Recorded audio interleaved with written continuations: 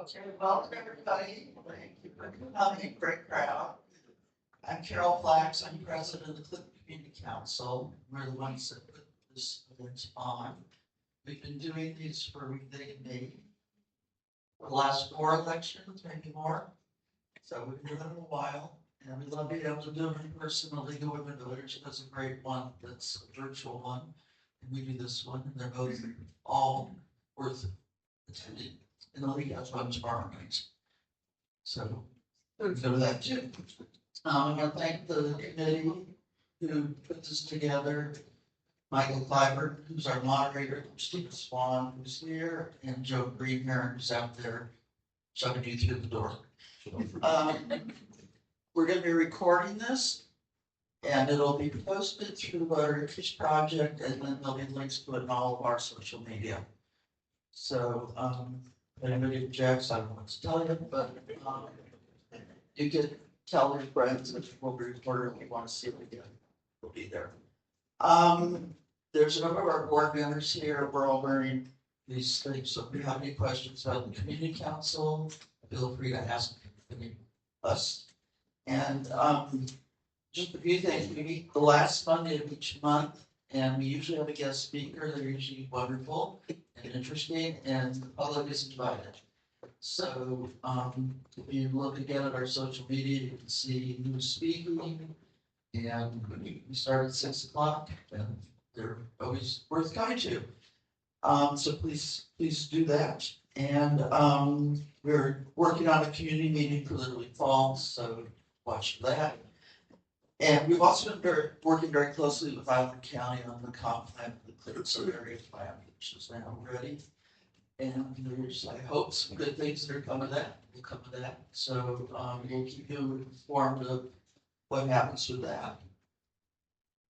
And there's a sign-in sheet. If you haven't signed in, please do. And you're not on our mailing list. If you'd like to be signed in, so we can actually read your email address.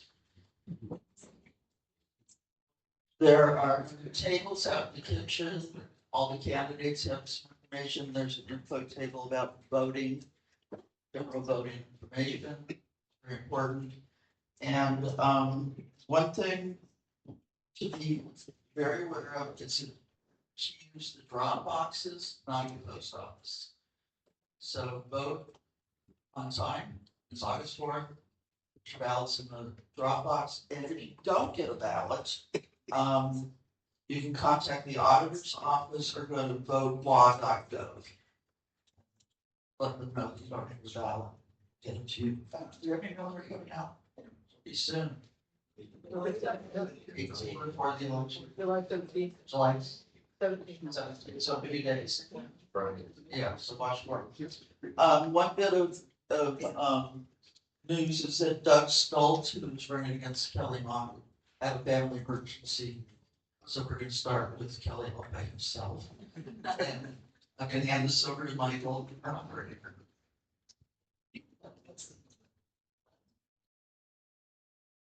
Welcome everyone. It's great to see your whole house here.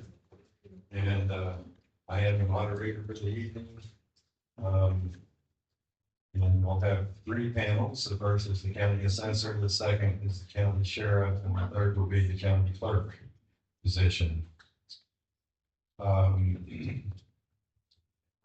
So there'll be no questions taken from the audience. We solicited questions from the public beforehand, and then the committee that Carol mentioned got together and decided which questions we would use. And so the first panel is only one candidate, but in general, first candidate to answer a question will have 90 seconds to respond, and then the remaining candidates will have 60 seconds to answer that same question. We've set this up because people who go second or third or fourth have more time to formulate their answer while the first person's talking. At the end of the question period, each candidate will have 2 minutes for a closing statement. The timekeeper will hold up signs for when there's 1 minute remaining, 30 seconds remaining, 15 seconds, and stop. And so, except the introduction of each candidate, we ask that the audience not applaud or express support or opposition. That just takes up time when the candidates could be talking to us instead. So with that, we will get started. Our sole candidate for this office is Kelly Mauck, Island County Assessor, and independent. And we'll start with the first question. Sounds good, thank you. For this panel, we're going to allow Kelly 90 seconds for each question. I mean, us. Okay,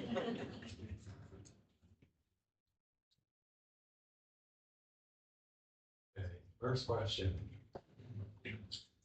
What factors are considered when assessing property values in Island County?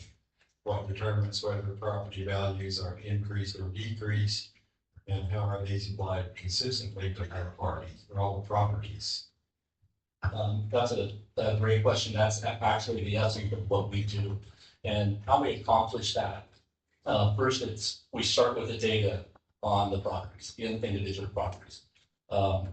Then we analyze sales.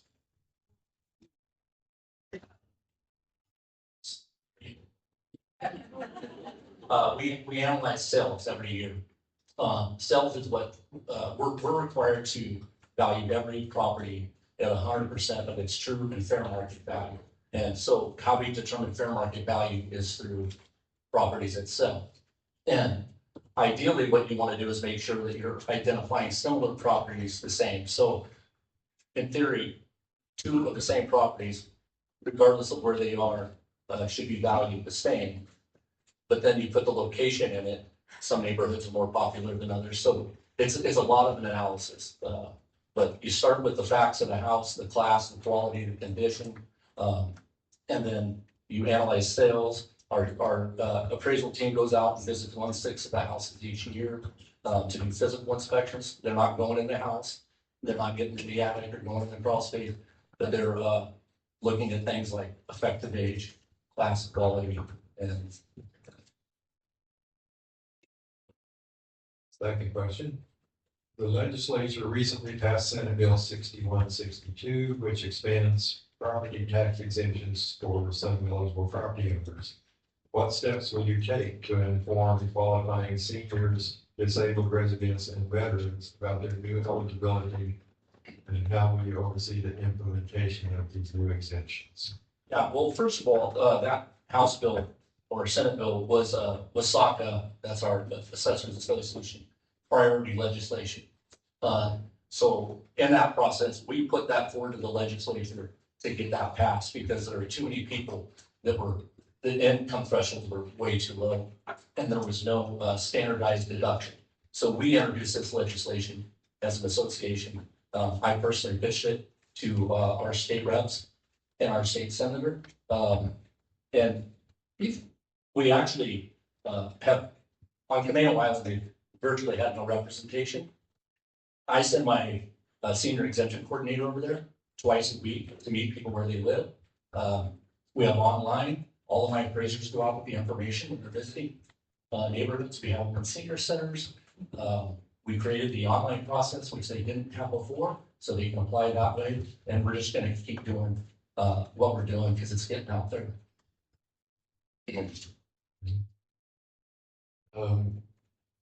So what provisions will you make for succession of key employees, including training and career progression? So I've already done a lot of that. That's one of the concerns I have when I came into office is I had a few key people that if I lost them, we would be in big trouble. So as an example, the person that does our levies, if I have cross-trained somebody now that's working on our levies, I have one analyst. Now I have a property control analyst that also does a lot of analysis. I also have my appraisers. Actually, my opponent, Doug, is one of my guys that's doing a lot of analysis for us in the appraisal field. So that's what I'm trying to do is cross-train people so they know the responsibility of others. So we're not in applying to some of these, and we've made a lot of progress. So this is quoting from the assessor's 27 work plan. Said that technology modernization remains one of our most significant long-term priorities. Planning for eventual replacement should begin in the near future to ensure continuity of operations, improved functionality, and long-term sustainability. What recommendations would you make to improve the technology for the assessor's office? Well, Island County doesn't have the largest budget in the world, as you all probably know. One of the systems we rely on the most, computer assist mass appraisal system. It's aging, it's old, it's still functioning, but a lot of health tickets go in on it. Eventually that's gonna have to be replaced, but it's gonna be a multi-million-dollar replacement. So that planning needs to start now. Other technology we're using, a lot of GIS aerial imagery. Now we can do a lot right on our desktop. We can see over leaks. We can measure how tall that house is. We don't have to go into backyards anymore. Sometimes we still do, but we don't unless you're home and you give us permission. But right now the county's working on an AI generative policy for AI. I'm meeting with Dean Lampworth tomorrow, and I want to discuss that with him and how that's going to affect our offices. Technology is never going to replace the individual out in the field, but it definitely is helping us. This goes quickly when we only have one candidate. Final question we had, with county commissioners saying that all departments should be prepared for upcoming budget challenges, how will you manage the assessor's budget in order to maintain good service quality? Well, we're pretty thin now, but I will tell you that since I've been the assessor, we've returned $250 million to the current extent. So I'm under budget every year. We are facing significant cost increases coming up with our insurance and medical. I've already talked to one commissioner about a potential, I would call it Band-Aid, not permanent solution. It's something that could be available to them depending on how the other budget that they manage is and what kind of shape that's in. But that's the kind of thing I do as the assessor. I collaborate, but we're a very small county. We all have to work together. We all have to make sacrifices for each other because we have essential services that have to be performed. Okay, and that's the questions we had. So now you have 2 minutes for your closing statement. Thank you. Thank you to the Clinton Community Council for hosting tonight's forum, to the other candidates that are here, and to all of you for showing up. I can't believe how big this crowd is. Probably not because of me. For more than 30 years, I've lived and worked in Island County. I spent over 20 years serving this community in law enforcement. And for the past 4 years as your Island County Assessor.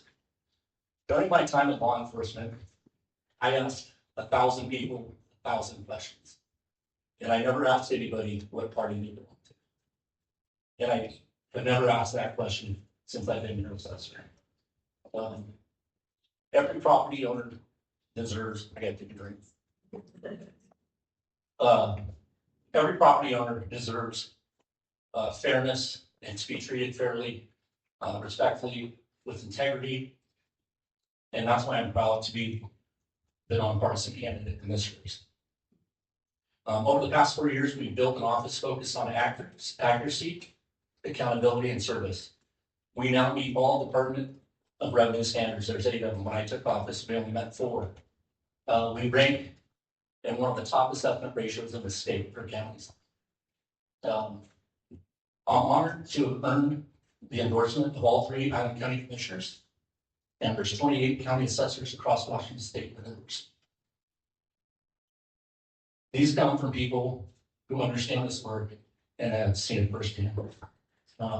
Again, I'm under budget every year. As you make your decision on who you should vote for, I'd like you to look at my record. If you believe in fairness and accuracy, integrity, and experienced leadership. I ask for your vote. Thank you.